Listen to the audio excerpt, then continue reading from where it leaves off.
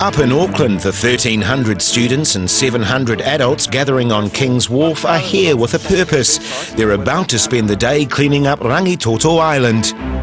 Okay, can all volunteers who have signed in go past the silver car and hang out over there, please? Hayden Smith's one of the organisers of today's trip, and his harbour clean operation has been cleaning up the Waitemata since 2003. Over the past 8 years, we've actually now removed over 2.5 million litres of rubbish.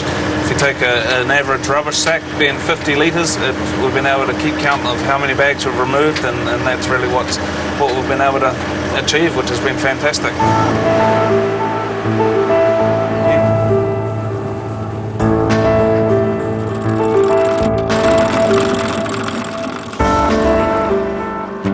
While the volunteers are loaded onto the ferry, Hayden heads over to Rangitoto to make a start. And, as usual, the coast is covered in rubbish. It still amazes me every time I come here as to how much rubbish is actually here. So, it's pretty devastating.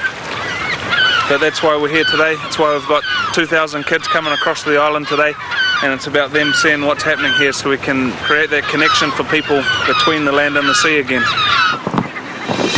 The rubbish is carried to the island from all parts of the city, and Hayden knows to expect to find anything and everything. A lot of plastic bottles, chip packets, lolly wrappers again. We've got plastic bags, Tupperware containers, bottle tops are a bit of a problem, and also finding quite a few bait bags as well. So it's coming from all angles, from the land and the sea as well.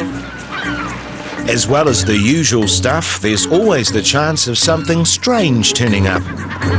We found a jar of mercury once, found a blow-up doll and a trampoline, as well as obviously many fishing rods and pretty much everything you can possibly think of, including the kitchen sink.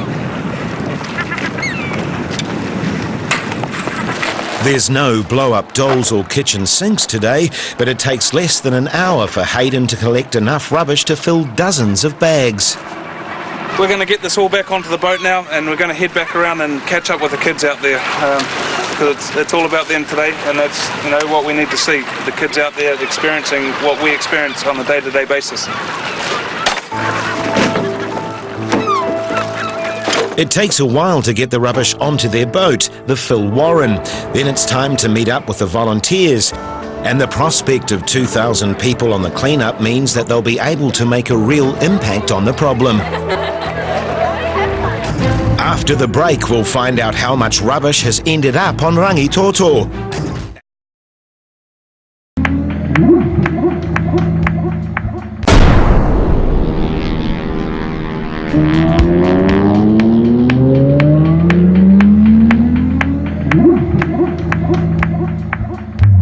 Attention!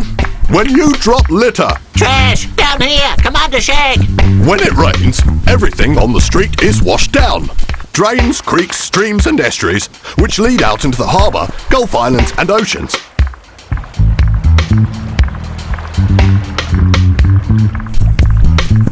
Sunlight over time photodegrades plastic, which disintegrates it into smaller and smaller pieces. When storms strike, fragments can escape to sea, where they pose a major threat to marine life, because it looks like food. We need your help. The planet is a mess. Engage the community, raise their awareness, and clean up. Roger that, Mayor Orca. Yeah, let's clean up this mess. Respect. Put your litter in a bin.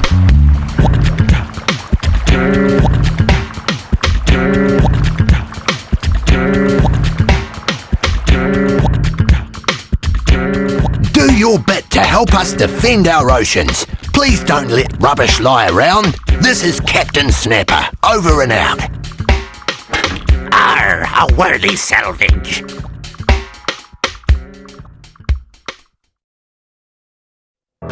In Auckland, Hayden Smith's efforts to clean up Rangitoto Island are about to receive a huge boost from 2,000 volunteers. They're all going to walk around the island. We're going to have them basically taking care of the whole coast around here, and it's going to be interesting to see how much rubbish we can actually pick up from here today. What sort of things are you finding out here? Hey man, we found a rugby ball. Bottle tops. Rugby ball, bottle tops. Bottle tops and little things that birds can choke on. Lots of little stuff. Lots of little stuff. These things here. Yeah. And all that's a lethal thing for a bird, especially. It is indeed. The volunteers get to work, but it doesn't take long before they start to realise that rubbish doesn't just create a mess, it also poses real dangers to the bird life on the island. We've seen hooks through feet and back up through the bill of birds before and back down to the other foot, so they actually haven't been able to fly. We actually found another seagull with some more fishing line, and it looks like he's either got a hook inside his stomach and he's got something hanging out. There's nothing they can do for the gull, and there's plenty of evidence that the bird's plight is a common one, and usually it's fatal. But it's not just fishing hooks that kill birds. An increasing amount of plastic is making its way onto the island. What we've got down here is the raw plastic pellets, which are really creating what we're seeing as a plastic sand, which is actually starting to cover the island and everywhere out there. They've come from the plastics industries, where the forklifts have pierced bags and the product has been released down through the drains again, but it's certainly having a pretty devastating impact again also on the coast.